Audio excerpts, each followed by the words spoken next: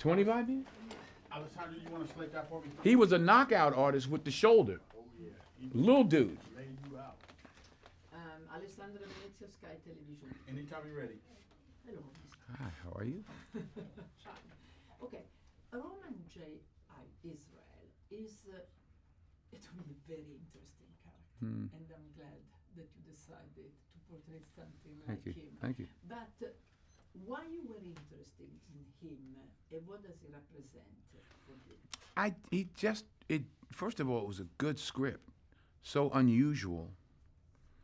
I had seen Dan's film, Nightcrawler. He's a wonderful writer. I hadn't read anything like this. So that was the beginning of it.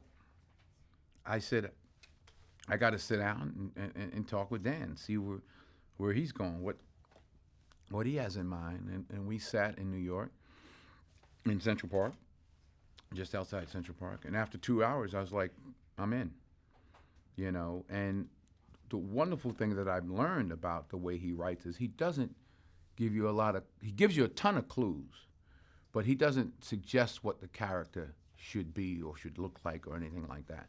So if you do your work, you'll figure it out or you'll create it for yourself. So that's what I did with the hair and the glasses and the teeth and the shoes and the clothes and all that stuff. But Dan said that he wrote this character for you, Right. thinking about you, Right. about your moral code, about your personality. And he also said that he asked you for comments and to intervene during the written process. Did you identify with this character? I mean, he wrote it for you. Yeah, and I'm glad he didn't tell me that before I read it, because that would have not been good. Because if someone says, I wrote this for you, that suggests that they know who you are or what you like. Or at least that's what I might think. So he never said to me that I wrote this for you. I just read it and I liked it. And then, I don't remember when he said he wrote it for me, but that wouldn't have made me do it. It's all about what's written, not why. Yeah. That it would probably have had the opposite effect. And the only reason I say that is because a lot of people say that. Oh, I wrote this with you just for you, and right away that's a negative to me. Roman is such an idealistic person.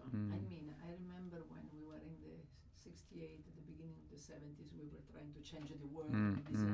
But in the end, he dies. Don't we need a little more people like him, particularly today? Or you think that they will end like him? We have people like him. We probably step over people like Roman Israel all the time. We have people like him. Do we recognize people like him is the question. But we have people like him. Maybe they don't make it to the forefront like he didn't. I mean, this is a movie, so we get to see him. But there are people doing the work. But maybe that's just not as popular. The world, the country is not where it was in the 60s. And with all that was going on, that was a completely different time. And but there are plenty of folks who are committed to causes that are doing the real work, but they don't necessarily get the exposure. Thank you so much. You're very welcome.